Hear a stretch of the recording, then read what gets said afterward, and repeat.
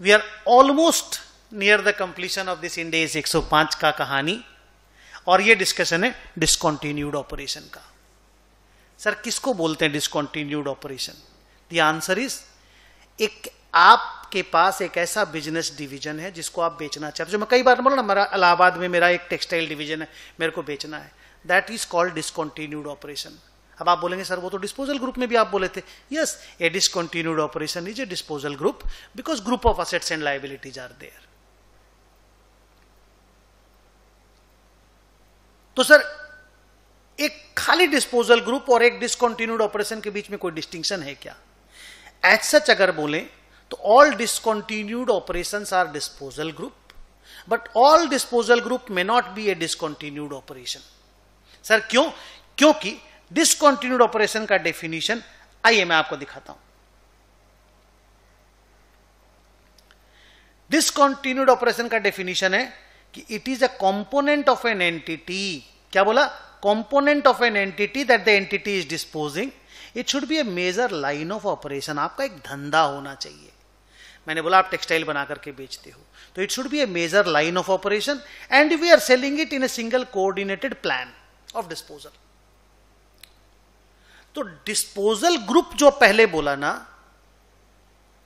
वो एक छोटा सा ग्रुप, 4-5 एसेट का एक ग्रुप है जो एक साथ बिकता है, तो भी वो डिस्पोजल ग्रुप है। लेकिन डिसकंटिन्यूड ऑपरेशन बनने के लिए it has to be a component, it has to be a major line of operation and we must be selling it in a single coordinated plan. तो अगर मैं डिवीजन बेच रहा हूं अपना इलाहाबाद डिवीजन, वो एक डिसकंटिन्यूड ऑपरेशन है। तो सर फर्क क्या है दोनों में? फर्क आपको बता दिया। अकाउंटिंग प्रोसेस में क्या फर्क है?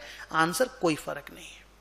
बस डिसकंटिन्यूड ऑपरेशन होने से थोड़े से डिस्क्लोजर्स एक्स्ट्रा आते हैं।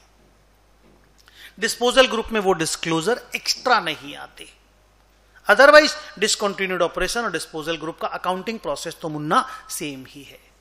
वापस पढ़ता हूं मैं, थोड़ा सा इसको हटा देता हूं। क्या बोला? A discontinued operation is a component of an entity that either has been disposed of or is classified as held for sale। मेरे को बेचना इलाहाबाद डिवीजन को, दिमाग में इलाहाबाद डिवीजन रखिएगा। It's a separate major line of operation, it may be a business segment और a geographical segment. It is part of a single coordinated plan of disposal. It may be a subsidiary acquired exclusively with a view to resale. अब देखो, subsidiary आप खरीद रहे हो तो already it must be doing a business, और उसको हमको मान लो बेचने के लिए मैंने खरीदा है, तो ऑब्वियसली वो डिसकंटिन्यूड ऑपरेशन में आएगा। तो अगर ऐसा है तो डिसकंटिन्यूड ऑपरेशन के कुछ स्पेशल रूल्स हैं, वो फॉलो करना है। पहला रूल है डिस्पोजल ग्रुप का जो अकाउंटिंग प्रोसेस है वही फॉलो होगा।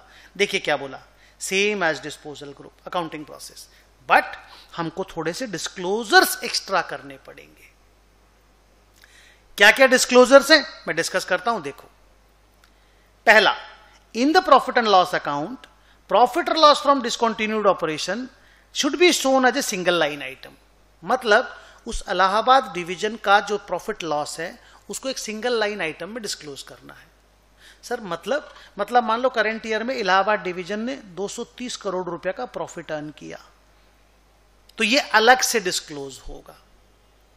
अब मान लो उसको डिस्पोजल ग्रुप की तरह जब अकाउंटिंग की है, fair value less cost to sell पे, carrying amount less fair value less cost to sell, फिर ईयर एंड में फिर fair value less cost to sell जो आपको पढ़ाए, उसमें मान लो 70 करोड़ रुपए का लॉस आया, तो 230 माइनस 70, 230 का प्रॉफिट है, ऑपरेशन का प्रॉफिट, और 70 का वैल्यूएशन का लॉस है। नेट में मान लो 160 का प्रॉफिट आया।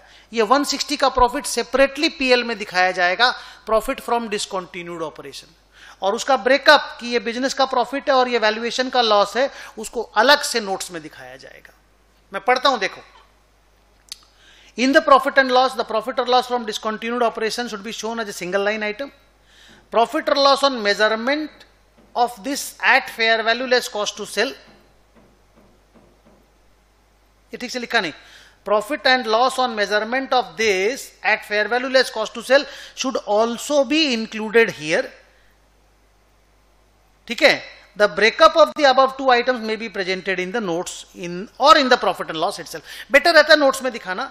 तो कहने का मतलब है कि जो मैंने आपको बोला 160 करोड़ का प्रॉफिट दिखाना है पी&एल में, ब्रेकअप में आपको दिखाना है ये बिजनेस का प्रॉफिट है और ये वैल्यूएशन का लॉस है।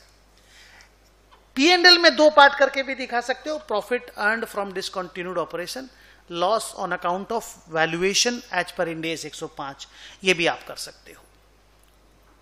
सारे लोग एक साथ सिंगल लाइन में दिखाते हैं, फिर ब्रेकअप नोट्स में दिखा देते हैं।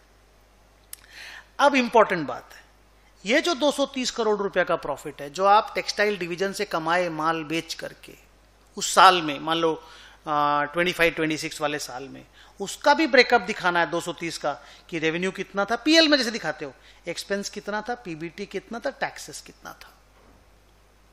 फिर कैश फ्लो का, कैश फ्लो स्टेटमेंट के अंदर डिस्क्लोज करना है कि उस बिजनेस से cash flow from operating activity कितनी आई, इन्वेस्टिंग एक्टिविटी कितनी आई, और फाइनेंसिंग एक्टिविटी का कैश फ्लो कितना आया। मतलब आप उस साल का कैश फ्लो स्टेटमेंट तो बनाओगे, तो टेक्सटाइल डिवीजन का ऑपरेटिंग एक्टिविटी का कैश फ्लो, इन्वेस्टिंग का और फाइनेंसिंग का कैश फ्लो 3 आइटम के रूप में दिखाना है। सर कहां पे? The answer is same cash flow statement के नीचे। जैसे पीएल के नीचे प्रॉफिट दिखाए ना, वैसे ही कैश फ्लो स्टेटमेंट के नीचे कैश फ्लो दिखाना पड़ेगा।